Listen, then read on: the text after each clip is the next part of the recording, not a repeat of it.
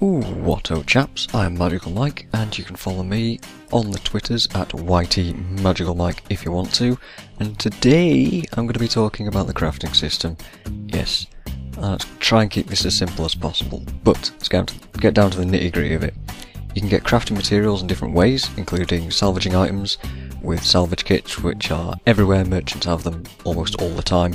You can loot them, you can buy them from people, and you can harvest them from resource nodes, which are marked on the map and can't be stolen by other players. So if you mine something, another person can come along and mine the exact same thing, and everybody's happy. Great. But you need to equip tools to harvest items, so you need mining picks for ore, you need lumber axes for trees, you need sickles for fruit, vegetables and plants and all that sort of stuff. And they all degrade on use, but again they're pretty easy to find, and you can equip them in the hero panel, which is nice and inventory saving. Hurrah! So the best thing about crafting is that you can collect materials all the time, just as you're playing the game. Just, oh, there's a material thing, I'll go over there and collect that resource. And they don't take inventory space up because you can right click on them and deposit them straight into your bank account. So there's absolutely no excuse not to grab that piece of ore that's right next to you that you might actually need. If you're familiar with Guild Wars 1, then you'll see this as being familiar too. You get a shared material storage panel in the bank in Guild Wars 2, along with a panel for whatever the hell you want to put in there. So, you know, it's a regular bank account in any sort of game. You can also put mini pets in here to save a bunch of space as well, which I absolutely love because I'm a mini pet fiend. Ugh. So you can pick 2 professions at any time to specialise in. There's 8 in total, I won't go into it, but usually they'll correspond to whatever weapons and armour that you're using. So as a ranger, I went with huntsman and I went with leatherworking, because huntsman specialises in all the ranged sort of weapons and leatherworking is medium armour. It's very easy to level things up, although unfortunately I was a bit stupid and I left it until the very end of the beta to actually mess with them, so none of the items I made were any better than the stuff that I already had equipped. That was my fault. But I can actually see them being useful as upgrades if I'd spent time working on it throughout my gameplay.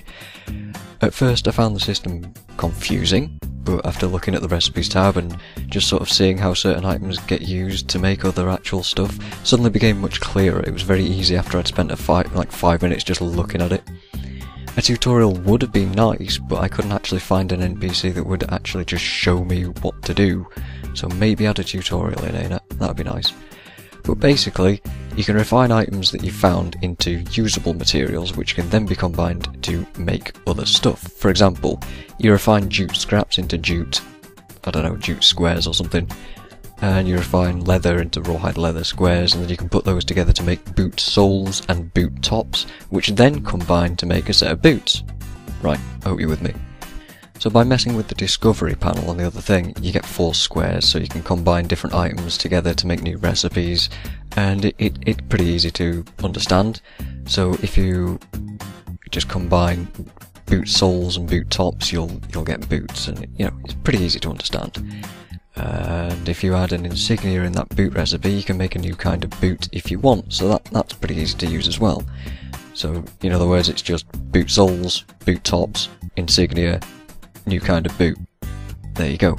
So once you get into it, it becomes very easy, but you can see where the complexity comes in too, and everything gets made very quickly, and you also level up really fast. So if you want to make 100 bronze bars, it will take absolutely no time at all, so you're not just stood in one place going, you know, just derping around for ages. It's good.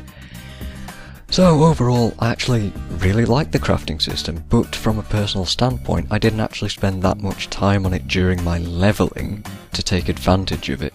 You really need to be careful not to get sucked in by it too, because I lost about an hour at the end of the beta by messing with it, and I could have been doing something else with that time, but I'm glad I did. So overall, it's good, but you definitely need to stop and do it regularly to make anything consistently level appropriate. So take that into account and have fun with the crafting. Cheers.